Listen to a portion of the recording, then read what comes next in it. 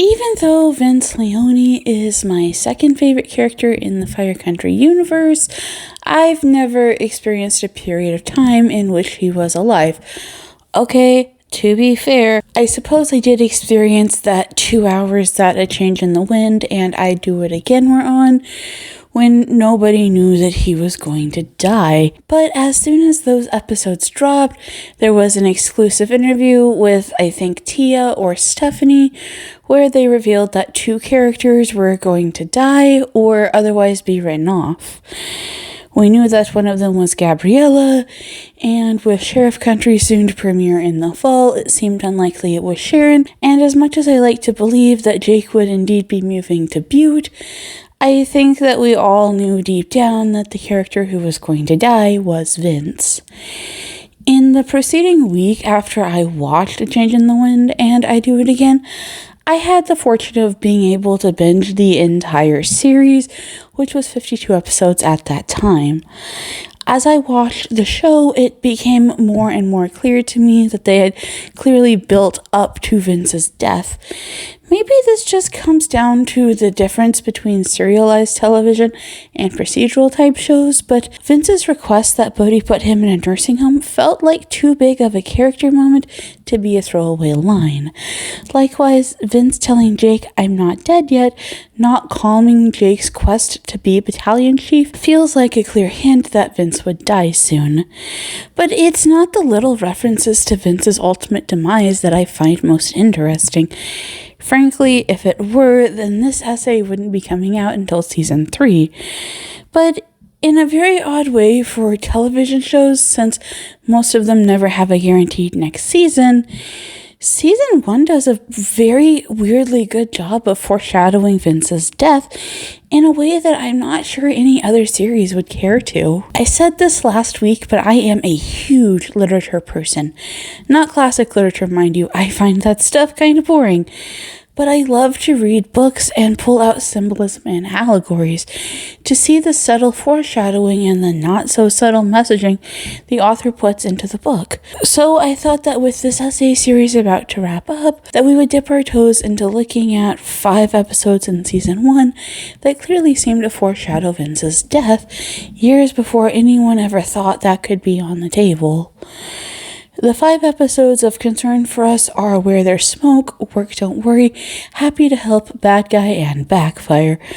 I know that I've talked about all of these episodes except for Backfire in multiple essays, but you'll notice that what I haven't hardly talked about at all are the cases. In the Fire Country universe, quite a lot of the cases are thematic, or they're intended to force our characters to talk about what's going on in the main drama for the episode. What makes these 5 stand out so much is that they're all clearly about Vince, and they paint a picture about how and why Vince will eventually die. There are really 2 patterns here that I want to look at. One being ways in which Vince almost dies, and the other being how characters very similar to Vince die or almost die. Together we're going to see 5 episodes that tell a pretty complete story of how my favorite main series character dies. Oh, and Bodhi, I suppose. We're also going to look at how Bodhi acts in all of these different episodes. Before we get to the meat of the video, though, I need to go over exactly how it is that Vince dies. I went over the events of the Zabel Ridge fire more broadly in my Everything You Need to Know About Zabel Ridge video, but for this video, I want to focus on how he actually died, and all of this is going to come either from Series 3 or that first 5 minutes of Season 4. In the Season 3 episode, I'm the One Who Just Goes Away, Bodhi and Jake try to save a man from a rock slide. In the process, Bodhi's knee is injured by a falling rock, and throughout most of the rest of the season, he has occasional knee pain. However, during the gas station fire in A Change in the Wind, when he jumps into a garbage can and through a window, he causes his knee injury to worsen and he begins to limp, which makes Vince bench him. A little while later, Walter calls Bodhi, informing him that Zabel Ridge is likely headed toward Edgewater, and between Edgewater and the head of the fire is Buena Vista, the memory home that Walter and 74 other residents live in. Bodhi disobeys Vince to go evacuate the nursing home with the help of Walter and the staff of Buena Vista. However, due to what I am going to call a lack of proper training, Bodhi and Walter miss one resident who had fallen asleep in a closet. Somehow Bodhi gets on the phone with his parents, and Vince tells him not to go back in because Bodhi is injured and Walter has dementia, but we all know how this works out. Bodhi and Walter go in. They find the patient, but on their way out, Bodhi collapses just in time for the entrance to explode. Then Vince and Sharon come in to save them, and as they're headed out, Walter has a wandering episode. Vince and Sharon go back in. Vince finds Walter. They hook up with Sharon, and as they're trying to get to a safe location to avoid collapse, the building falls on him. Vince is allegedly killed instantly, if you believe your voice in my head, or he is rendered unconscious and dies of delayed medical care, if you believe Goodbye for Now. One last thing that's going to be important for my comparisons with Bodhi. Bodhi does try to go back in to save his parents and Nono after delivering the patient to the paramedics. Jake stops him and locks him in the back of the 3 Rock crew carrier, so Vince is eventually rescued by the rapid intervention team, but he is declared dead on scene. So when you look at these key facts, you start to realize that we've seen basically this exact scenario before in the season 1 episode Work Don't Worry, the 4th episode of the series. Vince and Jake are helping to rescue patients from a collapsed sky bridge when one of those patients, the bride who fears she's lost her groom, runs across the sky bridge, causing it to shift and a massive piece to come collapsing onto Vince. Since there are 13 other trapped people, for a while it's just Jake who is supposed to keep Vince alive. However, Jake massively panics and apologizes for secretly dating Riley. I mean, I get it. I can't imagine having lost your dad at 11 after finding out he was leaving your mom to have another kid with another woman, and now you're arguing with your surrogate dad on the same day he gets hit with a 2-ton slab of concrete. But at the end of the day, it takes Bodhi, Manny, and Sharon working together to rescue Vince. Jake comes up with the solution of using an oxygen tube to give Vince the ability to breathe, but Manny and Bodhi hotwire a forklift to make room for the crane to save Vince. Jake supports Vince on the way out before Bodhi tells his dad he's glad he didn't die. This wasn't the first time of the season that Jake failed to save Vince. One episode earlier, Jake and Vince go up to find a missing kid trapped on Manor Mountain, home to a sizable number of wheat growers. They find the kid trapped in a pit, but before he can be saved, Mojave and his friends come to hold Jake and Vince hostage. While Vince tries to talk some sense into Mojave, Jake just eggs him on, including insulting him, such as comparing Mojave to Bodhi, who is currently in Orange.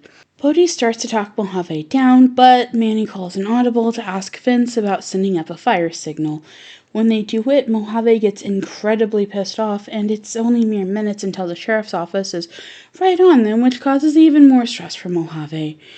They make it out, but only because Manny, Vince, and Bodhi worked together to convince Mojave to let them all escape, rather than burn to death in the fire that was bearing down on them. And you might be wondering what this has to do with Vince actually dying, since he wasn't held hostage the day he died, he was left. Those are very different things. My answer to this one has less to do with how he died in the specific sense, and more about what allowed him to die. Now, I'm going to say something that is very controversial among most Fire Country fans. But Vince repeatedly almost dies with Bodhi there to save him when no one else can.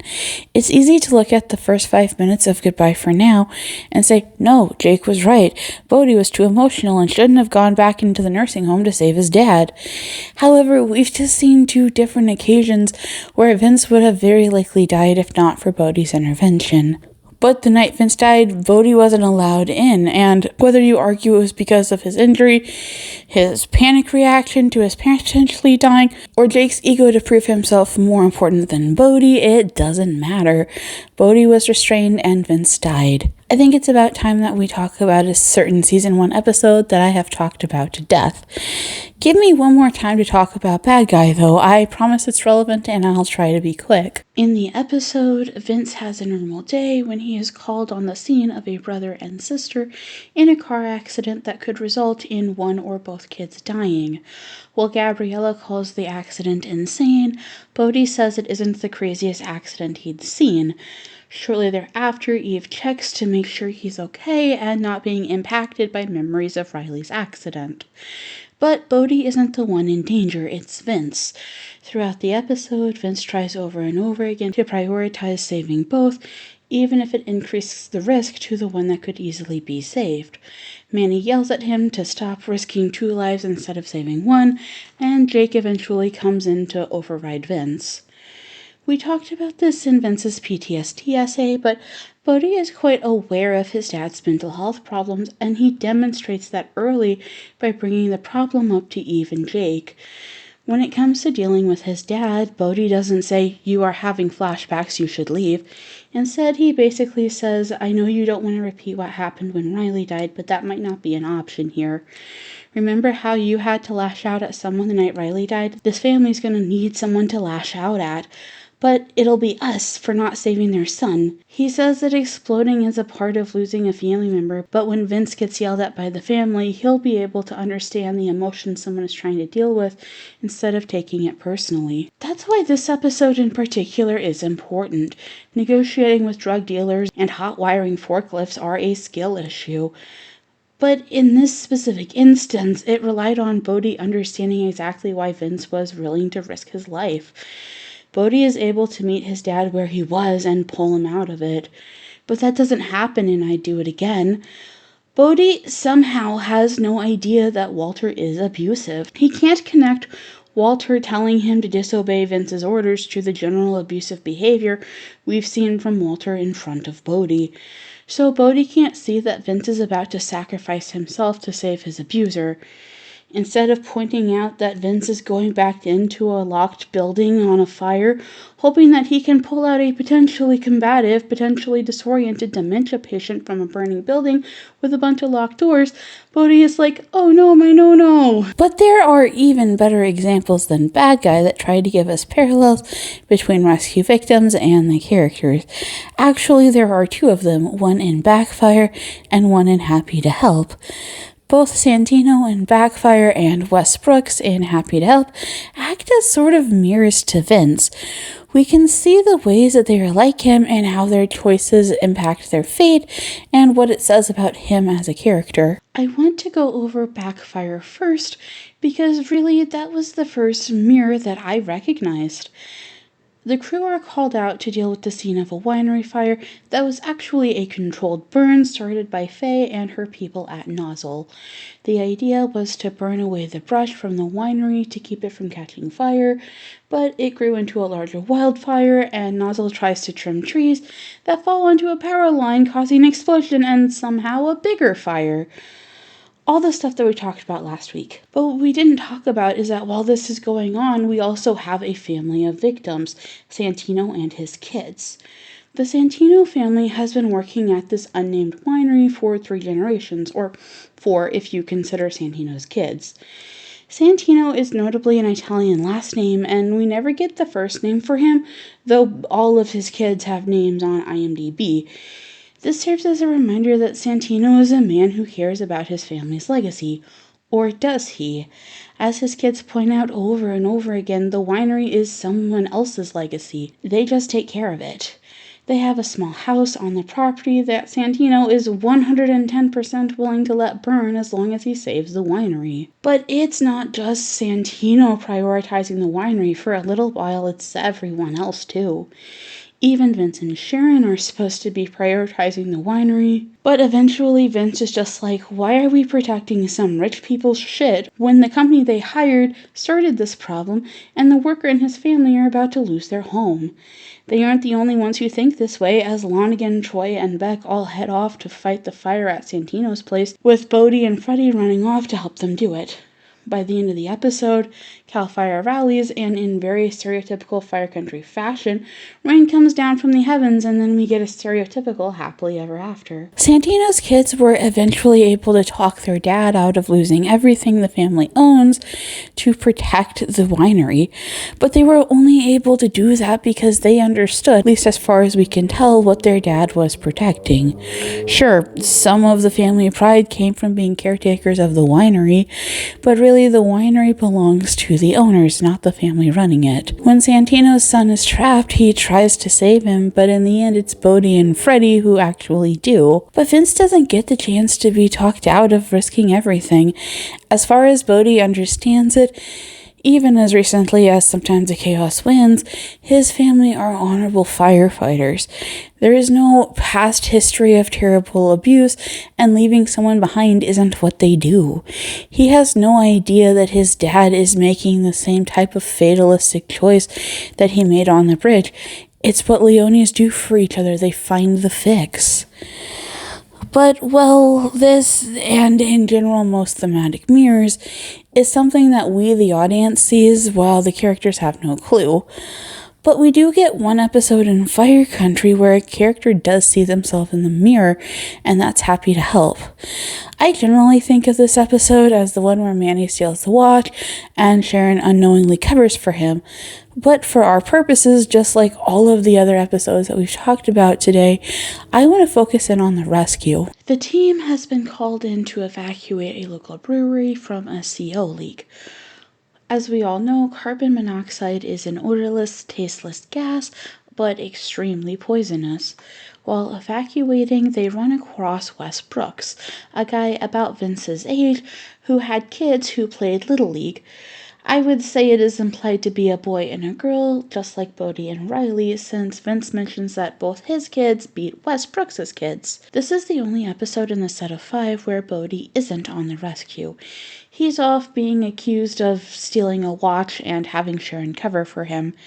Even though Wes is initially saved and set to be transported, he goes back in after his wife because no one understands his ramblings that she's still trapped inside. What no one knew until after the evacuation was that Wes and his wife were living inside the brewery, and that's where the carbon monoxide was leaking from. It's implied that Wes's wife lives, but he dies. In addition to being one of the very few episodes where a character recognizes their mirror, this is also the only episode in the entire show, except maybe Fresh Start, that directly addresses religion. I know Father Pascal is in Gabriella's wedding, and oddly enough, just randomly at the farmer's market, but this is the only time he has religious conversations with a member of the cast, and it's Vince. Earlier in the episode, Vince had been quite dismissive of Father Pascal when he came to pay his fire citations, but by the end, Vince invites him over for a chat. Bad Guy isn't until the next episode, so this is the first time we get a look at Vince internally without any members of his family.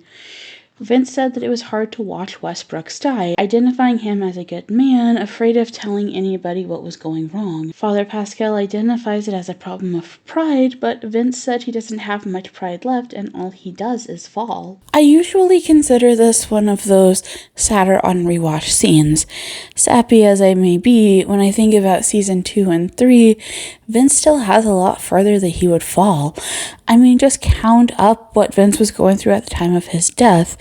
He was having to pretend his father wasn't an abuser for the nursing home staff, trying to keep Ruby away from Sharon, who attempted suicide because of her mother's comments, and he was seemingly pretending that Jake didn't quit after failing to usurp his job.